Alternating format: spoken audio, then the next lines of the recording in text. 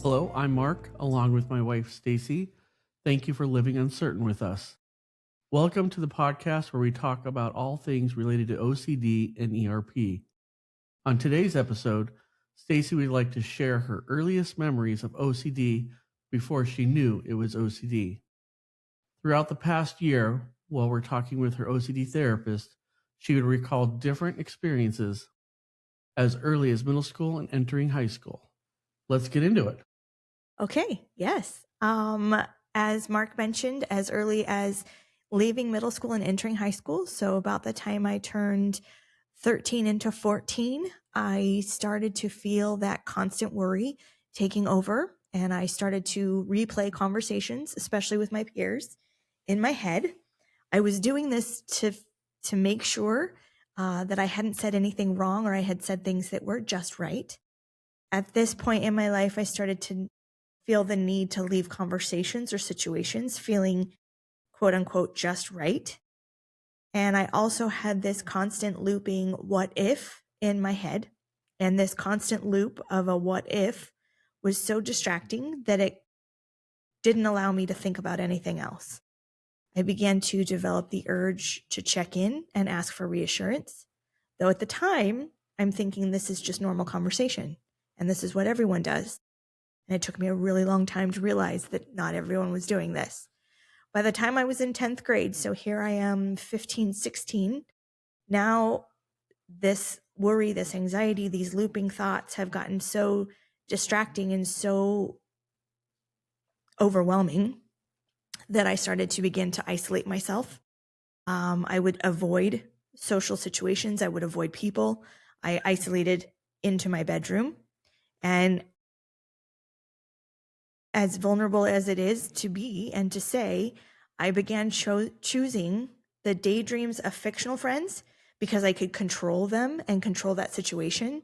And I didn't have to worry and have anxiety. And I was so desperate for the worry and anxiety to disappear, to at least abate in some way, that I chose this way to be quote unquote social rather than taking the risk, if you will, to be social in real life. By this point too, obviously developing friendships and relationships felt completely impossible for me. I was even doing these looping thoughts and these the need to leave these conversations just right with the people that were closest to me, my younger brother, my parents, my family members. I was doing it with them as well. So you can see from about the time I was 13 to 14, this is when I started realizing that there was something going on with me that I didn't have a name for. And I couldn't quite put a finger on it, but I knew something was going on.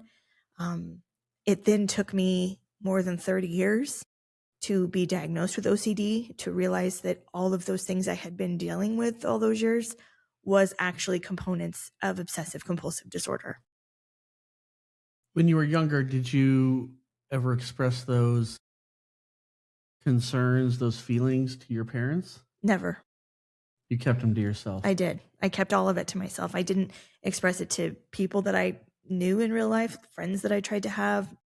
Definitely didn't want to talk to my parents about it because I always felt like, well, this is just a normal thing, right? This is what everyone does. It's just, it felt like, although I felt like something was off, I also didn't know that there was something that off. I didn't know that there was something that I needed help for. In high school, it it might have prevented you from having a large friend group, Oh, yes, definitely. I had very few friends in high school. but it didn't stop you from participating in different high school activities. You were part of speech and debate team. I did speech and debate team for a little while. I was a peer counselor for a little while in high school. I did do some social things. I did do some extracurriculars. I was determined to get out there, to do things. I wanted to. I would do that during school hours, and I would come home and I would get lost in scripted dramas and television. I would get lost in my daydreams with my fictional friends. That's kind of how I created a social circle for myself when I wasn't in school. How do you think it affected your relationship with your family? Well, I mean, I kept everything pretty quiet in terms of how I was feeling, and those constant needs to loop, or the constant need to convince myself things were just right, or replaying these conversations. It's hard to say how it affected my relationship with my family, other than I do know that I was checking in quite a bit after a while. Like in my teens, I was definitely asking for reassurance. I was coming up with ways to say things in a certain way so that either my dad or my mom would give me that reassurance that I needed. And at the time, again thinking, oh, this is just maybe normal conversation, and then realizing, no, I'm checking in literally dozens of times a day to get their take on things, and to alleviate, or to at least help me alleviate all of the anxiety that I was feeling. And the only way that I could get those thoughts to disappear, even if it was temporary, was to check in. You only have one brother, Mm-hmm. which you guys are really close. We are. You know, you come from a small town. He Mm-hmm. still lives there. You Mm-hmm. live down in a larger city now. Yep. You know, one of the things when you and I started dating and early into our marriage, you know, your mom would always share that the two of you guys always got along. You know, I have 3 older sisters, and I remember when we were younger, we would fight. We wouldn't see eye to eye. You know, it was never a great relationship between me and my sisters. There was always some frictions, you know, drama, but you and your brother never had that drama. Do you think part of that might have been? I certainly see it from that lens now, yes. And I think that I was the older one and he was the younger one. And so I think that birth order helped our relationship too. And so it didn't lead itself to as many dramatic moments or friction, if you will. But yes, I think that especially as we became teenagers, my people-pleasing compulsion started to take over. My need for people to be happy, my need for leaving conversation situations just right began to get stronger. And the way that I could leave them just right was to always say yes, always give in, always make sure I agreed with everyone 24/7 and didn't have any disagreeing or differing opinions, and always giving someone else what they wanted, even if it was hurting me. But even though it was hurting me in a different way, what I could take from that was I didn't have to leave feeling anxious, because I knew that I had left it feeling just right in my own head. When you after high school, Mm-hmm. you went to the university. Mm-hmm. You had a dorm. Mm-hmm. You had a roommate. I did. Did your OCD play a part in how you interacted with that roommate, do you think? Again, at the time, I didn't think so, but now seeing it from this lens, yes, absolutely. And I do realize that I went to college in the same town that I grew up in. Well, while I lived in the dorms, I actually didn't spend as much time in the dorms as I maybe originally thought I was going to, because a lot of it got very overwhelming for me in a social sense.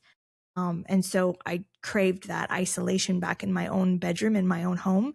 And so even into my late teens, 17, 18, 19, I was still seeking solace in my own bedroom at home as often as I could. And then I ended up working it out where I didn't have to have a roommate, and I was able to live in the dorms by myself without a roommate. And that was, at the time, very helpful to me because I didn't have to feel that anxiety with interactions. With the classes, you were ended up doing a very specialized program where there wasn't a lot of classmates. You know, you had, how many classmates do you think you had? By the time I got to graduate school, maybe 20, 25. And you did a pretty fast track between your undergrad and grad. I did. Yep. You know, you did that fairly quickly, and you graduated when you were, what, 23? When most people are, you know, starting their masters when they're right. At that age. Yes. And I will say I don't have any relationship with anybody I went to college with. It would be hard for me to even think of the names of the people that I went to graduate school with because I kept my head down most of the time, trying to just get through it because I felt the replaying of the conversations, the leaving things just right. I felt those urges constantly. It also started to affect my schoolwork because not only do I need to leave conversations and situations feeling just right, I have to write things a certain way until they feel just right. So I was often writing and rewriting papers, writing and rewriting essays, answers on tests, even.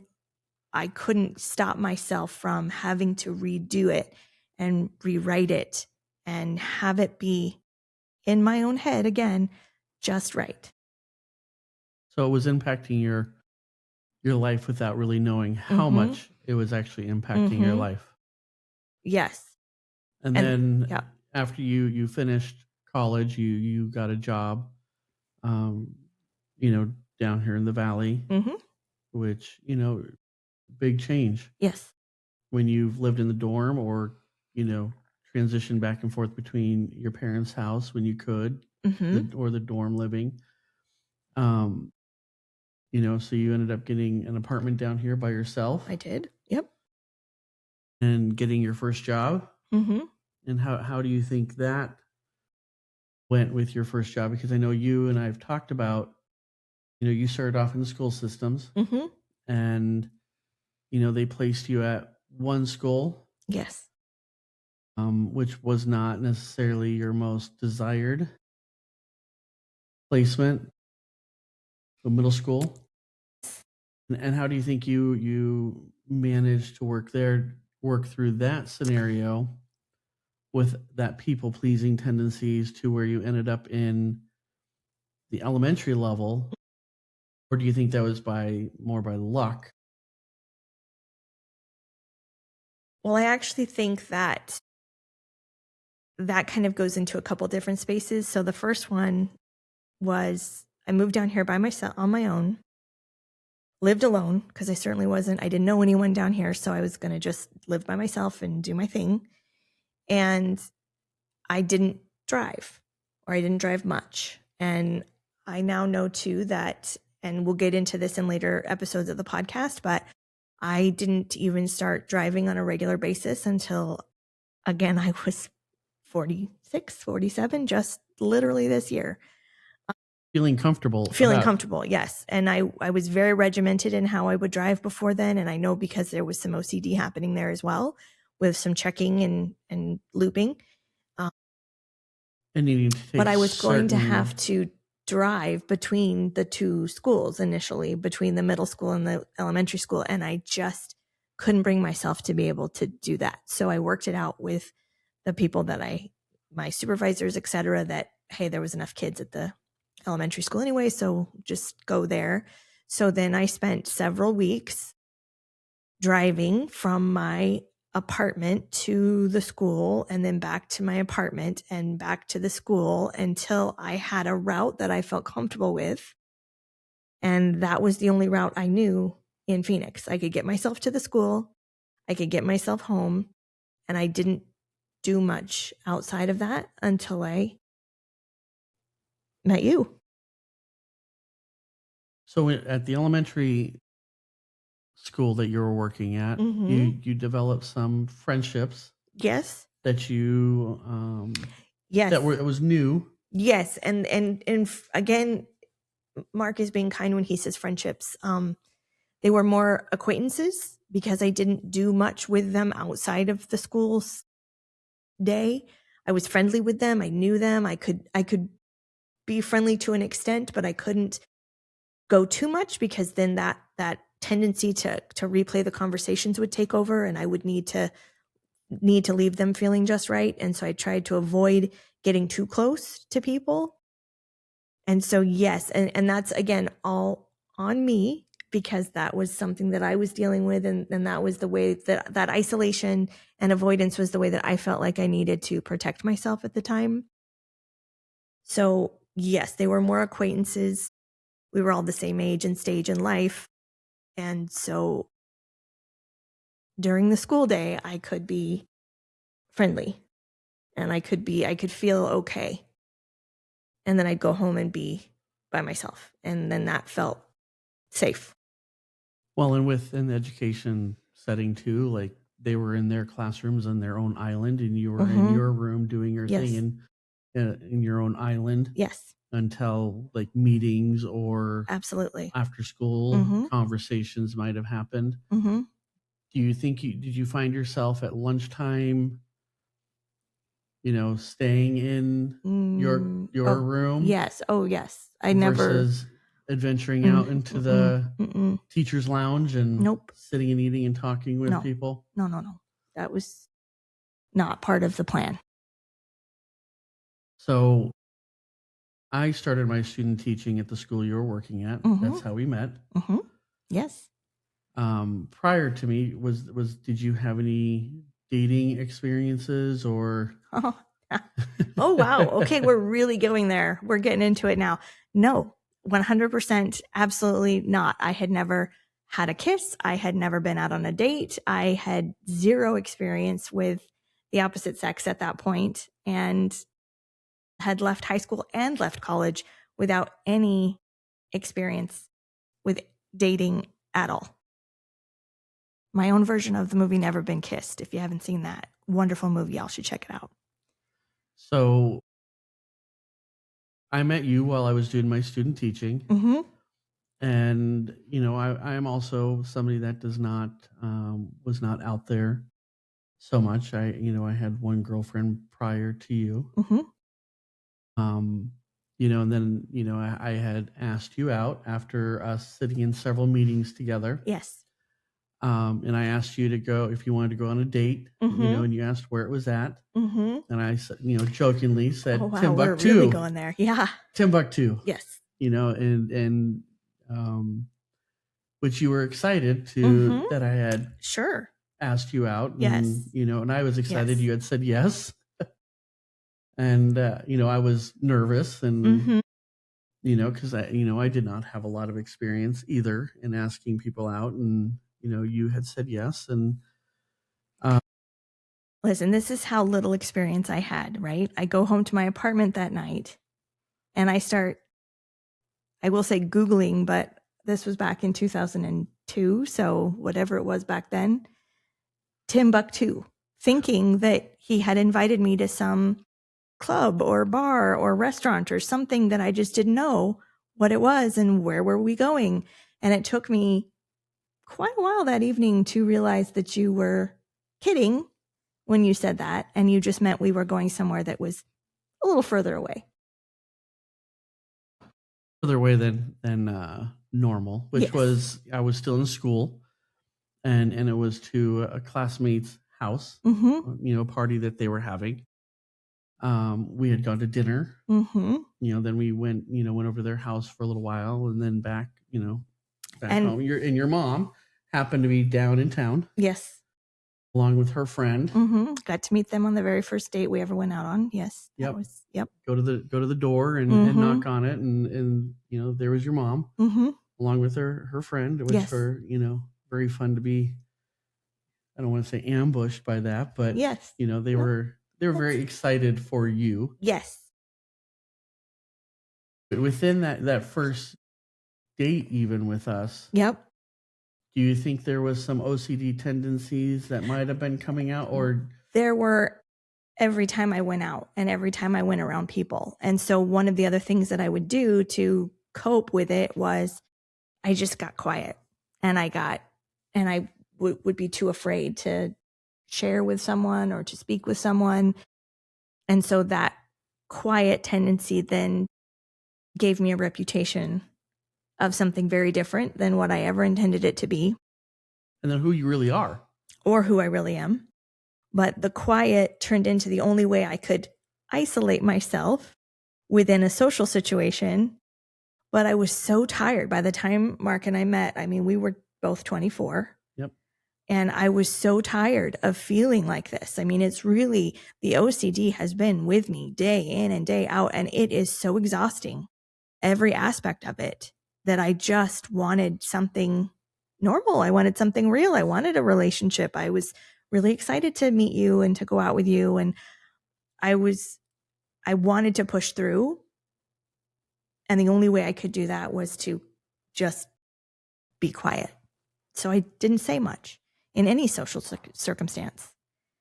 And we know too, and we'll get into this in later episodes as well, but that really started to affect my ability to make what's meaningful relationships, if you will. That's the best way to describe it. And it was really my OCD and my need to stay quiet so I could not feel that anxiety and that need to compulse coming through. And because I was new to you and you weren't, to ask a reassuring question. Sure. You didn't do that necessarily. Not at first, yeah. No, definitely not. At least I don't remember in our early year, 2 years together. No, because I had my mom still too. And so asking her for constant reassurance and checking in with her she was the person that I was always doing that with most often. And so. And you and your mom were really close. You guys would, most mother-daughter relationships, I think they talk daily and which you guys would do that, too as well. Yeah. And so as you and I were getting to know each other, I was still checking in and seeking that reassurance quite a bit from her. And then once you and I got to know each other better and we started dating more seriously and we became engaged, then I think I started to transfer that need, that compulsion onto you and onto my relationship with you.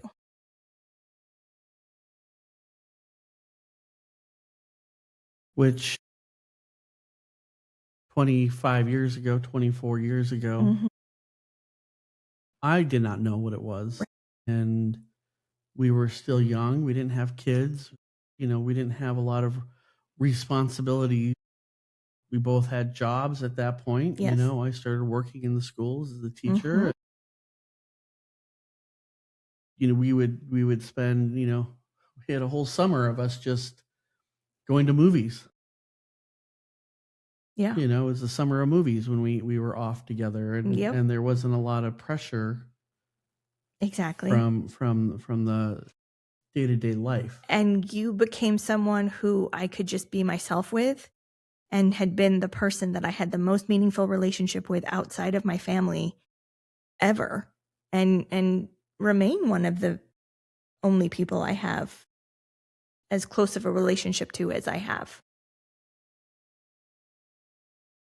And as we, move on in further episodes, we'll probably dive a little bit into the relationships with my family and how that possibly now, looking back, probably impacted that with my parents and with my sisters. Yeah. Oh, definitely. And we'll talk more about that one and how we're navigating some of that today. Yes. And how we are introducing our kids into that picture now too as Yes. well. Yes, absolutely. Well, and it's very important to note that we were married for over 20 years before I was actually diagnosed with OCD and received any sort of direct treatment for OCD. Yeah. And so we had been together for that long. I had been dealing with this feeling of, man, this just doesn't feel right. I hate feeling this way, but I just can't figure out why since my teens. So when you look at it from the OCD lens, it's easy to see why I would have chosen isolation and avoidance over the constant looping of thoughts, the constant need to have a compulsion. The word is exhausting. And that's one of the only words that I can use for it, is just having OCD is utterly exhausting. And for the first time in my life, I don't feel exhausted anymore. And the whole point of today's episode was more to talk about, the early stages of your life and Exactly. how OCD was impacting it. And for me, as we have sat through the counseling appointments, and we've talked about prior to your diagnosis and how it might have impacted your life, it's brought a new appreciation from me on what you had to deal with growing up. Yeah. And how it was impacting your early adolescence into college, and thinking about how that had shaped you as a person. Definitely. And I think it's important to go backwards too before we can go forward again, because to identify and be able to identify the earliest that you feel these needs, and that's another way to describe it, this need for a compulsion, this need to leave something just right, this need to replay a conversation or have mental ruminations. Like, in order to be able to move forward, you have to kind of isolate, hey, when did this start happening? And what circumstances was I feeling this way in the most? And how is this now affecting me even decades later? And to let other people know, hey, yeah, I felt this way early. And maybe some of you out there who are suffering from OCD and are really having challenges with it also felt that you've been dealing with complications of it early in your life. And maybe you've had some of these same feelings that I've had. And so again, building this opportunity with this podcast for community, for trust, for healing, for support is just so important. And it's exactly why we started this. One of the other aspects since your diagnosis and going through the treatment phase with ERP, you've shared with your dad. Yeah. And your mom is no longer with us. And if she was, you'd be sharing it with her too as well. But one of the things that your dad has brought up many times is, I wish I would have known. Yeah. I wish I would have known. And as a parent, I think there's some guilt that he did not see it.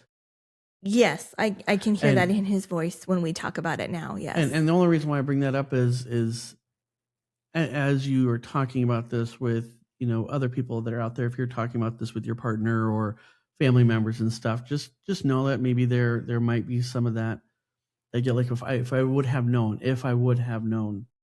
you didn't even know. Well, that's my response to him, right? Yeah. Is I didn't even know. I didn't even know what I didn't know at the time. I knew something was off. I knew something was, just didn't feel right. But at the same time, I wanted to feel normal and I didn't want to feel like there was something going on with me. So I just chalked it up to everyone must feel this way, even though it was painful and challenging. And so when I tell him I didn't even know. I think that helps him realize, yeah. And then, now you and I, Mark, are parents of 2 teenagers ourselves, and we would feel the same way and do feel the same way when we don't get things right either. So from a parent's perspective, of course, that's the first thing you want to say is, oh, I should have known, or I wish I would have known, or we would have gotten help then. And I don't ever want my dad to feel that way, because he did nothing wrong. We didn't know. I didn't share it. I didn't ask for help. I don't think I would have been ready to get help earlier than the time I got it. I don't know. I do know. I mean, when you were younger, Google wasn't really around, so you just couldn't sit down at the computer. No. I mean, you were doing dial-up, and so you couldn't necessarily go to the encyclopedia and flip open like, these are my symptoms. And no, definitely not that either. Wow. We're talking encyclopedias, y'all. We are dating ourselves. Well, and a part of that is like, when I listen to other podcasts and people say, well, I, searched the internet and this is what I found. Back then, no, it wasn't necessarily an option, and you didn't necessarily talk about it with other people. No. And there was no connections out there. Well, there was no dawn of social media like there is now, where we can get online support and we can feel some kind of bond with another person or someone who might be dealing with the same things that we are. And there wasn't a lot of therapists back then either. No, that probably weren't dealing with OCD or had an understanding of it. So now it's a good time to work through, your OCD and tackle a lot of the different areas that you have tackled, which I'm really proud of you for doing that. But there isn't just the ERP that you've been working through. I've been there to support you too as well, and we've been doing that together. It's not just it's not just you. No. In this because island. I couldn't do it by myself. I need a partner to help keep me accountable.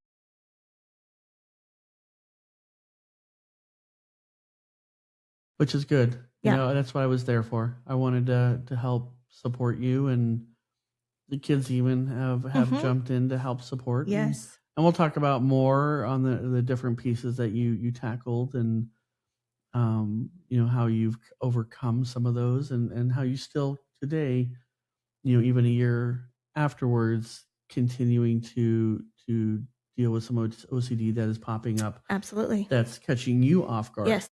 Because I'm not cured of OCD by any means, but the therapy has helped me become more mindful of it and become more willing to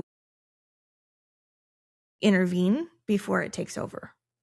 Kind of like whack-a-mole. And that's given me some major freedom in my life, which then, yes, is exciting to think about and really exciting to be able to share as we continue further into this podcast and over the next few episodes.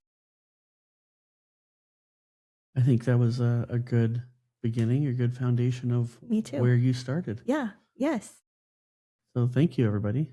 Yes. Thank you for listening. Thank you for living uncertain with us every day.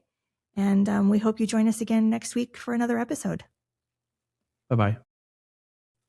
We just finished recording our second episode of Living Uncertain, and even though Stacee continues to work on her OCD, this episode has brought up some ruminations that she just cannot let go. And she has asked me a couple of times to re-record one particular piece of the episode. And right now I would like her to share her rumination that she is currently going through, so that we do not have to go through and re-record this episode, because this whole podcast, the purpose of it is to be authentic. That was exactly the word I was just going to use, was we want this to be authentic. We are authentic. We are genuine in where we're coming from. I am genuine in this diagnosis and the journey that I've had doing ERP, and knowing that although I've gone through ERP and I'm feeling so much better, I still struggle. I still struggle with the need for things to be just right. I still struggle with the mental compulsions, which is the ruminations of replaying conversations. And Marc's right. I just replayed a portion of our last recording in my head, and then I had to talk myself up from it to say, no, it's fine. It's fine. You're okay. You're all right. It's fine. And that's that mental compulsion that I've had, that I've been doing my whole life. And I caught myself. And this is the opportunity in our podcast too, where we can really talk about, this is the difference between where I was then and where I am now, which is I caught myself within a minute or two of doing it. And I came right back to Marc and said, oh my goodness, this is what I was doing. And I caught myself and I realized, and now I have some tools to where I can help myself get out of that loop, to stop that mental compulsion and move on. And that's the freedom of it. And in the past, we would get into an argument over something like that. It is, the episode is perfect how it is because it's authentic. Or I would isolate myself from him so that I could mentally ruminate and mentally compulse until it felt just right. And then I would rejoin the world. I'm still struggling. I still have challenges. I just know I'm just better at diffusing it now rather than letting it overtake me and letting the OCD take charge. Thank you for sharing that. And we're going to add it at the end of our episode here. I just know, so that and I'm it's glad. A little excerpt. I'm glad we will. This is meant to be helpful. And this is meant to show vulnerability and authenticity in its rawest form. And that's exactly what this is. So what tools are you going to use now after we close this one out so that you don't start that loop? Right. So the tool, and again, in later episodes, we'll get into more of the specifics of the techniques, but one of the techniques for ERP is when you start to mentally ruminate, when you start those mental compulsions, you have to ask yourself the opposite question of what you want to say to yourself, or you have to say to yourself the opposite of what you want to say. So for me, I want to say, I'm okay. That's okay. You're fine. But instead, I have to now say, well, maybe he will be. Maybe they will be. What if they are? And I have to, as the title of this podcast suggests, live uncertain with those thoughts. And then realize I don't need to have the extra and additional compulsion. And that's what keeps me from doing it in the future. Thank you for joining us on today's episode and for living uncertain with us. We are not therapists, and this podcast is intended to provide information and support. It should not replace traditional means of seeking help from a licensed mental health professional. If you like this episode or would like to hear more, please like, subscribe, or share with someone you think may benefit.